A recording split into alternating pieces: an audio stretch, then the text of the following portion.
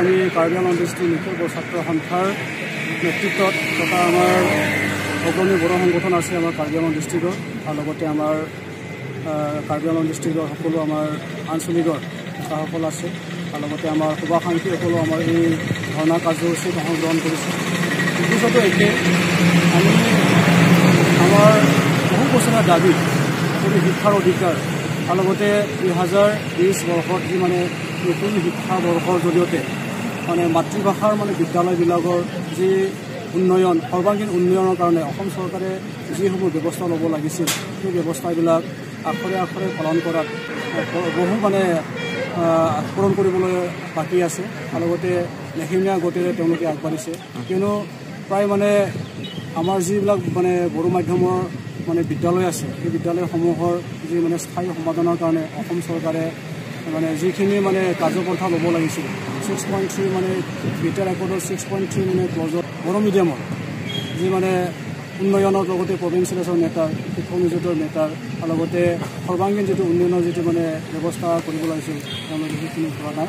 লগতে আমি ইয়াৰ লগতে অন্যান্য মানে আমাৰ শিক্ষাৰ মানে কিছুমান বড়ো মাধ্যমৰ লগতে বড়ো ভাষাৰ মানে যি মানে শিক্ষাৰ মানে যি উন্নয়ন সেইখিনি মানে কৰিবলৈ আমি আজি ধৰ্ণা কাৰ্যসূচীৰ জৰিয়তে অনুৰোধ কৰিছোঁ। আৰু লগতে আমাৰ যি দাবী এইটো ন্যায্য দাবী আৰু ইয়াত আমি একচুৱেলি মানে দীঘলীয়া এটা আৰু লগতে আমাৰ অগ্ৰণী বড়ো সংগঠনসকলৰ যি মানে শিক্ষাৰ ওপৰত মানে বহুদিনীয়া দাবী এই দাবীটো আমি আজি মানে ধৰ্ণা কাৰ্যসূচীৰ জৰিয়তে গ্ৰহণ কৰিবলৈ অসম চৰকাৰক আমি কাকতৰে অনুৰোধ কৰিছোঁ। তেওঁলোকে আমাৰ দাবী আমাৰ এই অৱস্থান ধৰ্মঘটৰ জৰিয়তে আমাৰ যিখিনি কেছ আমি অসম চৰকাৰৰ যিখিনি মানে আমাৰ মানে বিচৰাটো আজিৰ এই ধৰ্ণাৰ জৰিয়তে আমি তেওঁলোকক ব্যক্ত কৰিব বিচাৰিছোঁ। ইয়াৰ যাতে অসম চৰকাৰে অলপ মানে গুৰুত্ব দি আগলৈ মানে ইয়াৰ সম্পূৰ্ণৰূপে কৰাত মানে দায়িত্ব গ্ৰহণ কৰে সেইখিনি আমি অসম চৰকাৰক অনুৰোধ কৰিম। অসম চৰকাৰৰ মানে শিক্ষা বিভাগক অনুৰোধ কৰিম বহল আমি আলোচনা কৰাৰ পৰিৱৰ্তেও মানে অসম চৰকাৰেও বৰ্তমান মানে 6.3 ৰখাৰ মানে যি মানে কৰিবলগীয়া কাম তেওঁলোকে কৰা নাই।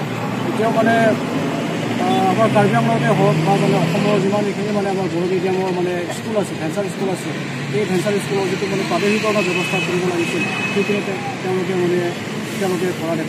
কৰা নাই। লগতে তেওঁলোকে যিখিনি স্কুল ডেভেলপমেণ্টৰ কাৰণে যিখিনি যেনিবা কাৰ্যপন্থা ল'ব লাগে সেইখিনিও মানে কাম কৰা দেখা নাই। লাহে লাহে আমাৰ মাতৃভাষাৰ বিদ্যালয়সমূহ মানে হেৰাই যাবলৈ ধৰিছে। এইবোৰ দিশটো মানে চালে আমাৰ মানে যথেষ্ট মানে আমি দুখ লাগোঁ। মানে অসম চৰকাৰে যিখিনি মানে কাৰ্যপন্থা ল'ব লাগে সেইখিনি মানে লয় সেইখিনি আমি অনুৰোধ কৰিম। বড়ো ভাষা এই শ্বেডিউল এটা লেংগুৱেজ ভাৰত চৰকাৰে স্বীকৃতি দিয়া এটা ভাষা। এই ভাষাটো বৰ্তমানলৈকে চিটেট এক্সামত লেংগুৱেজ মেইন পেপাৰত মানে অসম চৰকাৰে এইটো অন্তৰ্ভুক্ত কৰা নাই বা আমাৰ ভাৰত চৰকাৰে অন্তৰ্ভুক্ত কৰা নাই। গতিকে চিটেট পৰীক্ষাত আমি লেংগুৱেজ 1 হিচাপে মানে যাতে পাওঁ আৰু নিজৰ মানে বড়ো ভাষাৰ জৰিয়তে চিটেট এক্সামত আমি লেংগুৱেজ 1টো দিব পাৰোঁ ইয়াৰ ব্যৱস্থাটো কৰি দিব লাগে অসম চৰকাৰে।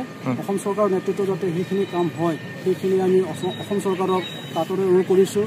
তেওঁলোকৰ মানে যিখিনি কৰিবলগীয়া কাম অতি শীঘ্ৰে যাতে কৰে আৰু চিটেট এক্সামত লেংগুৱেজ 1ত আমি যাতে পৰীক্ষা দিব পাওঁ সেইখিনি সুযোগ কৰি দিব লাগে।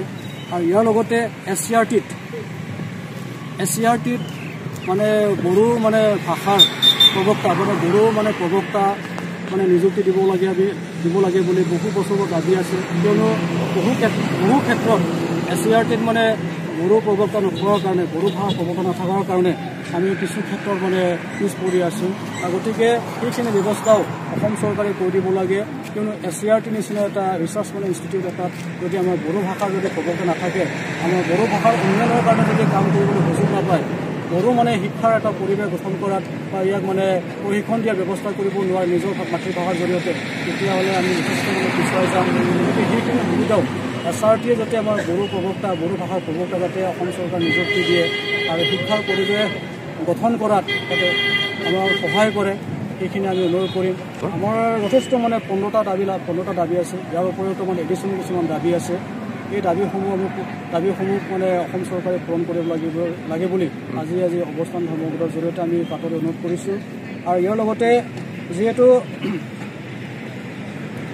আমাৰ কিছুমান LP স্কুল আছে, আমাৰ প্ৰাথমিক বিদ্যালয় আছে, এম ই স্কুল আছে, হাই স্কুল আছে, তাত মানে আমাৰ মানে কিছুমান পদসমূহ খালী হৈ আছে। এই পদসমূহ মানে পূৰণ কৰিব লাগে বুলি আমি দাবী কৰিছোঁ।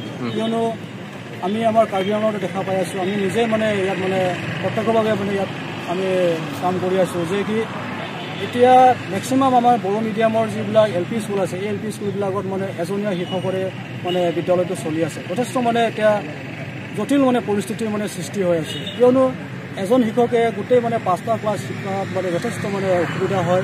আৰু মানে এটা গুণগত শিক্ষা মানে কোৱালিটি এডুকেশ্যন মানে আমি ল'ৰা ছোৱালীক দিব নোৱাৰে। এটা এই ব্যৱস্থাবিলাকৰ কাৰণে, এই অৱস্থাবিলাকৰ কাৰণে মানে আমাৰ ল'ৰাবিলাক মানে পিছুৱাই থকা বুলি আমি অনুমান কৰিছোঁ। গতিকে মানে যিহেতু অসম চৰকাৰৰ লগত মানে ইমালগেশ্যন মাৰ্জাৰ এই দিশতো আলোচনা কৰা হৈছে, গতিকে এইবিলাক মানে অসম চৰকাৰে স্পেচিয়েলি বড়ো মিডিয়ামৰ কাৰণে ৰেহাই দিয়াৰ কথাটো কৈছে।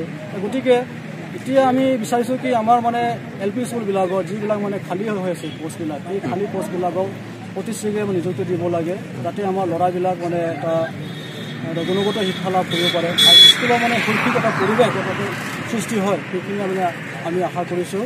গতিকে আমাৰ প্ৰাথমিক বিদ্যালয়বিলাকত অতি শীঘ্ৰে যাতে আমাৰ শিক্ষকবিলাক নিযুক্তি দিব লাগে। আমাৰ লগতে এম ই স্কুলবিলাক আছে, এম ই স্কুলবিলাকতো কিছুমান পষ্টবিলাক মানে ভেকেণ্ট হৈ আছে, এইবিলাকতো মানে নিযুক্তি দিব লাগে।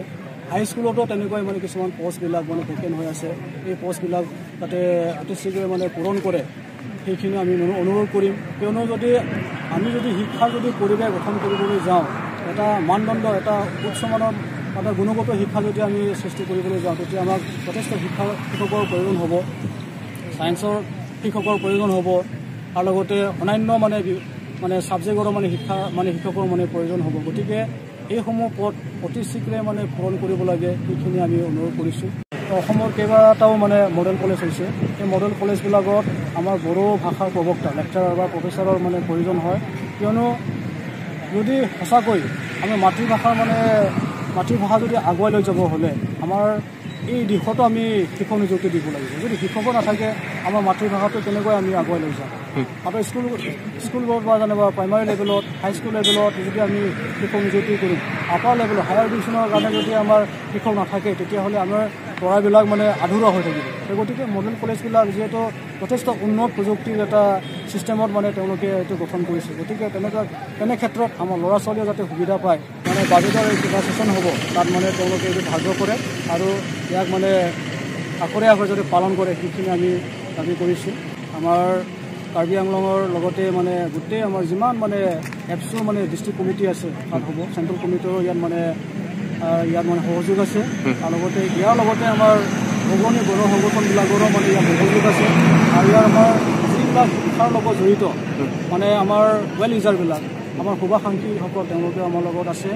আৰু চবৰে উদ্দেশ্য একেই যে বড়ো মাধ্যমৰ যিবিলাক মানে শিক্ষাৰ ব্যৱস্থা সেইটো অগ্ৰগতি কৰাত বা আগুৱাই লৈ যোৱাত অসম চৰকাৰে গুৰুত্ব দিব লাগে।